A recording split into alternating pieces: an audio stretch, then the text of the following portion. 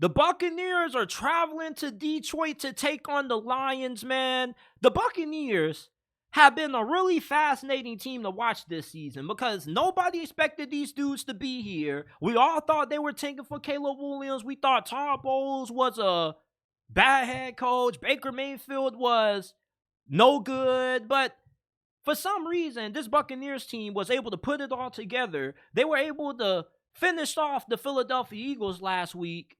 And now they find themselves in the divisional round against the Detroit Lions, which seems to be America's team right now because everybody's rooting for the Detroit Lions. Hell, I was rooting for the Detroit Lions, and I took the LA Rams +3 last week. So this is a really interesting game because it really could go either way, in my opinion, depending on which version of the Tampa Bay Buccaneers we get to see. Now, last week, Tampa Bay's offense wasn't that great as what they should have been. They had some drop passes. They had some self-inflicted wounds. And when you watch Tampa Bay's offense this year, you look at Mike Evans at wide receiver, Chris Godwin to go along with them. Cade Otton is a pretty young, good, up-and-coming tight end. And you look at Baker Mayfield's numbers, and you would think that this would be one of the best offenses in the NFL, but it's not. It's a middle-of-the-pack offense. And the reason for that is because, for one, they can't run the football to save their life. And for two, they're too inefficient at times. There's certain games that the Buccaneers play in when their offense just goes ice cold. They may not get a first down for like 2 quarters, and then they start getting hot in the 4th quarter. Detroit's secondary isn't that great. All right, like Cam Sutton is probably going to get cooked by Mike Evans. I'm willing to bet money on it that he gives up a touchdown to Mike Evans in this game. But they got a really good front seven that's exceptional at getting after the quarterback. Tampa Bay's pass blocking has been pretty good this year. They did a pretty good job against the Philadelphia Eagles as well. Are you going to be able to hold up against Aiden Hutchinson?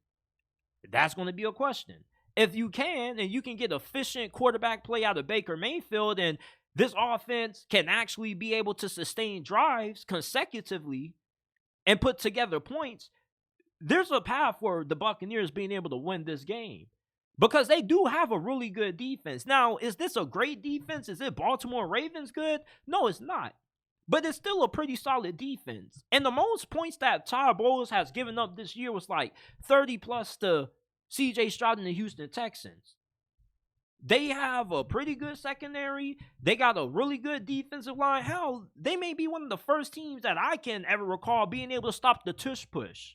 So this is a pretty good defense. And you're going to be matched up against an offense that is really complicated to stop. I mean, they just got weapons on top of weapons down there in Detroit, bro. It's like you stop Amon-Ra St. Brown, and you got to worry about Sam Laporta. You wrap him up, and then you got to worry about Jahmyr Gibbs and David Montgomery. And the last time these two teams played, the Lions won 20-6. But it wasn't like this offense was just moving the football up and down the field like Humpty-Doo-Doo. Like, if the Buccaneers offense was a lot better in that game and they was able to get the defense some breaks, they possibly could have kept that thing a little bit closer. And that's the biggest key in this game for Tampa Bay being able to win. You need efficient, sustainable offense.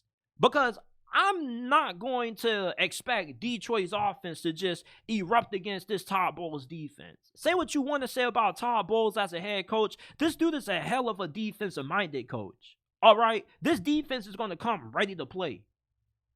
And this is going to be a really interesting chess match because you got Todd Bowles versus Ben Johnson, the hottest young offensive mind in the league right now.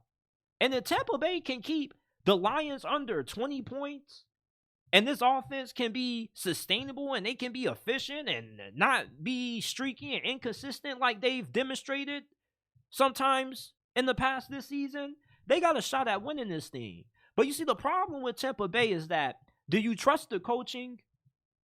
They beat the Philadelphia Eagles last week. Like, the Philadelphia Eagles were pretty much all but a dead animal. It's like you ever stepped on the cockroach, but the cockroach still crawling, but you know with one more stomping, the cockroach is going to be done for. That was the Philadelphia Eagles, bro. They were a dead bird walking. They were just waiting for somebody to put them out of their misery.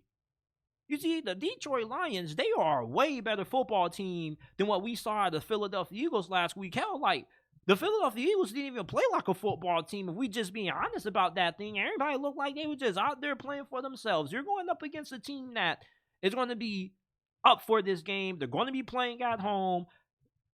Todd Bowles needs to coach the best game of his life.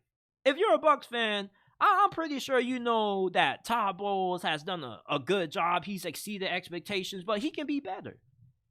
And there's too many times when you watch Tampa Bay when they just do dumb things that make you go like, what the hell were they doing? What the hell were they thinking about that?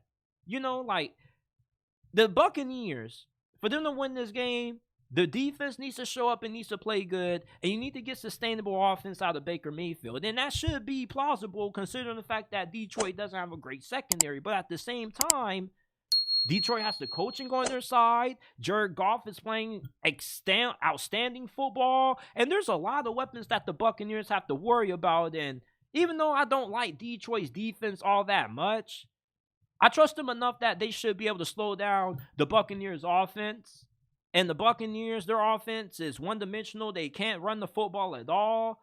So I like Detroit to win 23-14 is my final score prediction in this game. Maybe it could be a little bit closer. Maybe I'll go 23-17. Because the Buccaneers offense, they can't get going. It's just, they're just so hit or miss. With the talent that they have, you would think this would be a top 5, top 10 offense in the league, performance-wise. They don't look like it consistently. You know, like, this offense could be a little bit better than what they've demonstrated this season. They've done a pretty good job, but I guess their inability to play complementary football is what hinders their offense's potential productivity level.